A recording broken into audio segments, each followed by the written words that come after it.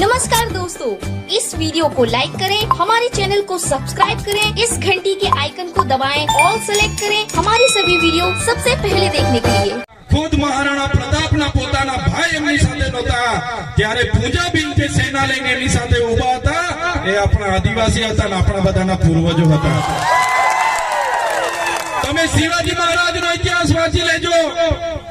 જ્યારે ત્યાં મુગલોના આક્રમણો થયા शिवाजी महाराज सामे धनुषधारी जे दूधाबीलनी सेना हती ते आपणा पूर्वजोनी सेना हती। साथीओ तमे मानगढ़नु युद्धनो इतिहास वांची लेजो। गुरु गोविंदसिंहनी आगेवानीमां स्वायत्त राज्यनी समसभा मळी। 1507 लोकोने त्यां अंग्रेजोए गोळीबारमां मारी नाख्या। 900 लोको त्यां घायल थया। गुरु गोविंदजीने आजीवन कारावासनी सजा आपी। ए वखतनी लड़ाई तो कोई लड़ता होय अंग्रेजो सामे तो ए आपणा पूर्वजो हता। देशमां 1857 ના વિપ્લવને સૌથી પહેલાની લડાઈની વાત કરવામાં આવે છે। મંગલ પાંડેને સૌથી પહેલા શહીદોની વાત કરવામાં આવે છે।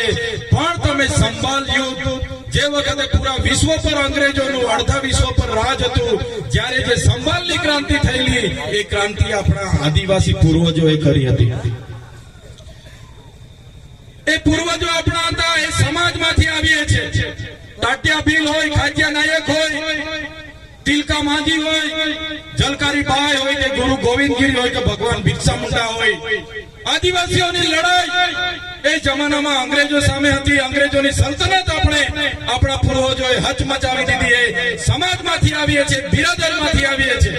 દેશના વિકાસમાં જ્યારે નર્મદા ડેમની જરૂર પડી, જ્યારે ગઢડા ડેમની જરૂર પડી, જ્યારે ઉદય ડેમની જરૂર પડી, આ વિસ્તારોમાંથી જ્યારે લાકડું લઈ જવા માટે રોડની જરૂર પડી, રેલવેની જરૂર પડી, પાણી લઈ જવા માટે નહેરોની જરૂર પડી, આ વિસ્તારમાં ઉત્પન્ન થતી વીજળી માટે લાઈનોની જરૂર પડી ત્યારે મારા આદિવાસી સમાજે જમીનો આપી છે। દેશના વિકાસમાં લિગ્નાઇટના ખાણો અહીંયા છે, રેતીની ખાણો અહીંયા છે। આટલી મોટી યોગદાન અમે જ્યારે આપતા હોય અને દેશને આઝાદીના 78 વર્ષ પછી પણ અમારા બાળકોના શિક્ષકો માટે અમારે આંદોલન કરવું પડે, શાળા માટે અમારે આંદોલન કરવું પડે, રોડ માટે અમારે આંદોલન કરવું પડે, પીવાના પાણી માટે અમારે આંદોलन કરવું પડે, અમારા યુવાનોએ રોજગારી માટે આંદોलन કરવું પડે। તો હવે અમે આંદોલન કરવા માંગતા નથી। હવે આવેદન નિવેદન બંધ, હવે जिंदाबाद मुर्दाबाद बंद। હવે મારા સાથીઓ તમે જાગી જાઓ। આવનારા દિવસોમાં જો આ સરકારો આદિવાસીઓનો વિકાસ કરવા નહીં માંગશે તો દેશનું 29મું રાજ્ય અમને આદિવાસીઓને ભીલ પ્રદેશ આપી દો। દેશનું 29મું રાજ્ય અમને આપી દો।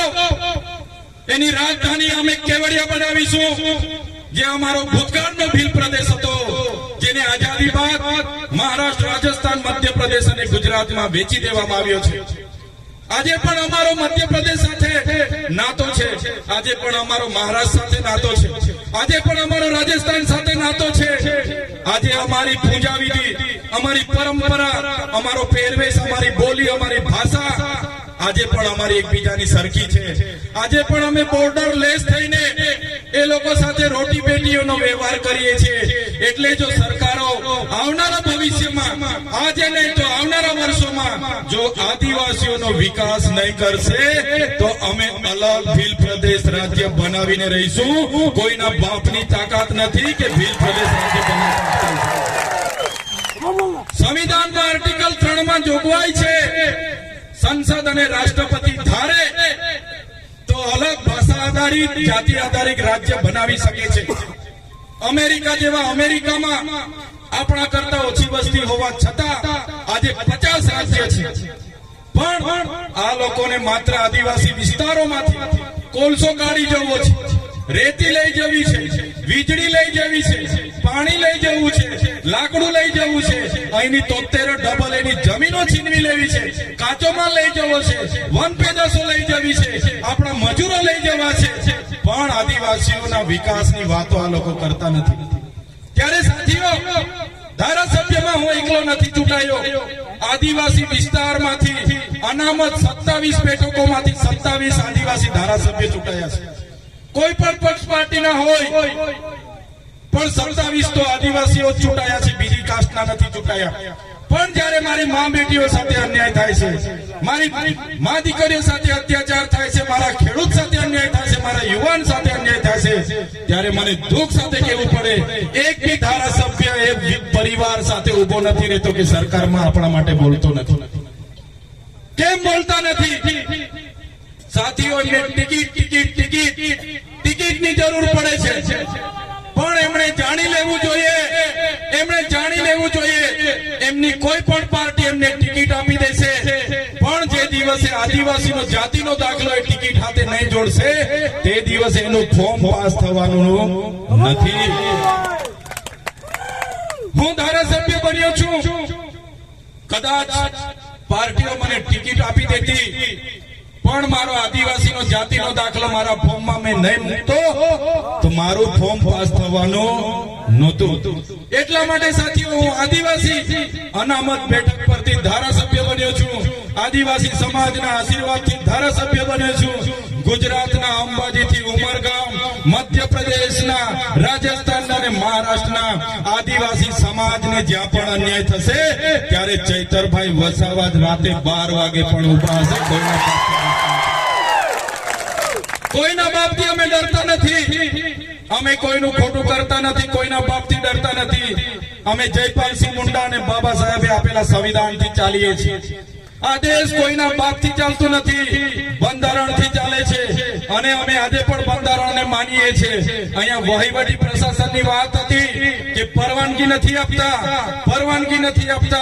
પણ એ પ્રશાસનને પણ કહેવા માંગીએ છીએ, અમે તો ભીલ પ્રદેશ બનાવવા માટે આગળ આવ્યા છે, અમારે તમારી પરવાનગી કે પ્રશાસનની પણ જરૂર નથી.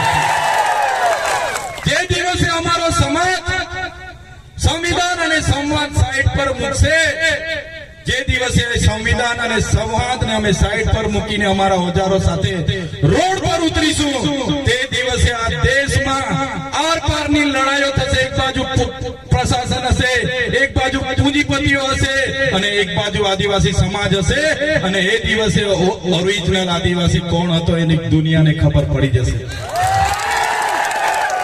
આજે અમે અમારા મા બાપ, અમારા બાપ દાદા પૂર્વજો અહીંયા વર્ષો જીવીને ગુજરી ગયા, બાપ દાદાઓના પરદાદાઓ ગુજરી ગયા, અને અમારે જાતિના દાખલા માટે મહિનો આટા મારવાના, અમારે 3 પેઢીના પુરાવા આપવાના.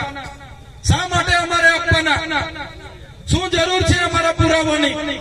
અમે આદિવાસી છે, અમારી રહેણી કહેણી, અમારી સભ્યતા, અમારી સંસ્કૃતિ, અમારી બોલી ભાષા, અમારી રૂઢી, અમારી પરંપરા, અમારી જન્મની વિધિ, અમારી લગ્નની વિધિ, અમારી મરણની વિધિ અલગ છે, અમારે કાયદો અલગ છે, અમારી વ્યવસ્થા અલગ છે.